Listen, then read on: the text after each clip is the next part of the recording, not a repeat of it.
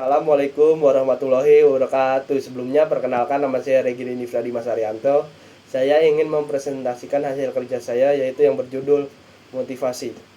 Motivasi adalah dorongan atau hasrat yang dimiliki seseorang untuk melakukan sesuatu, mencapai tujuan, atau memenuhi keinginan.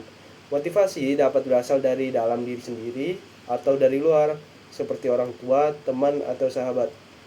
Model motivasi: 1. Model tradisional, 2. Model hubungan antara manusia, 3. Model sumber daya manusia. Teori-teori motivasi: 1. Teori kepuasan, A. Teori Maslow, B. Teori dua faktor, C. Teori prestasi, D. Teori ERG, E. Teori X dan Y. 2. Teori proses, A. Teori harapan, B. Teori keadilan. 3. Teori penguatan, A. Teori pembentukan perilaku, B. Teori belajar.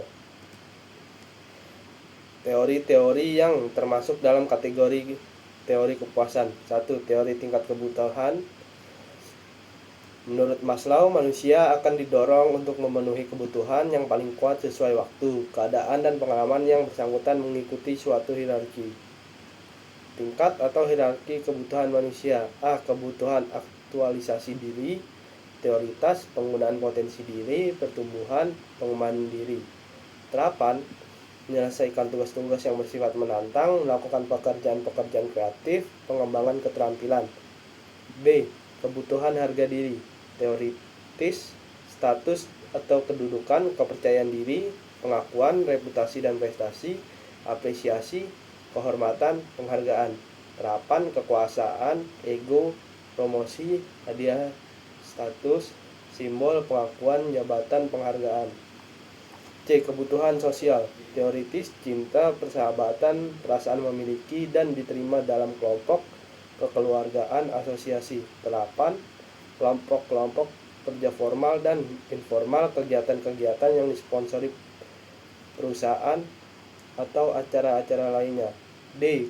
Kebutuhan keamanan dan rasa aman, teoritis, perlindungan dan stabilitas. Terapan: pengembangan karyawan, kondisi kerja yang sama, serikat kerja, tabungan, uang, pesangon, jaminan pensiun, asuransi, sistem penanganan keluhan.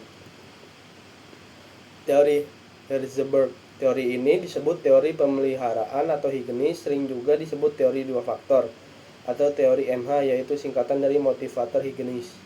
Teori ini mengenai bagaimana manajer dapat mengendalikan faktor-faktor yang memproduksi kepuasan kerja atau ketidakpuasan kerja.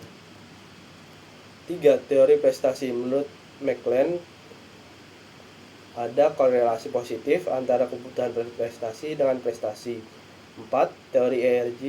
Adler menyarikan teori Maslow menjadi eksistensi, ketergantungan, dan perkembangan yang dinamakannya teori ERG. E. Eksistensi, R. Relatedness, G. Growth. Kesimpulan: secara keseluruhan, motivasi adalah elemen kunci yang membantu individu untuk fokus, bertahan, menghadapi rintangan, dan mencapai tujuan yang diinginkan. Memahami apa yang memotivasi seseorang sangat penting untuk membangun strategi efektif dalam pengembangan pribadi, pendidikan, maupun dalam lingkungan kerja. Sekian presentasi dari saya. Bila ada kata-kata yang salah atau kurang berkenan, mohon maaf. Wassalamualaikum warahmatullahi wabarakatuh.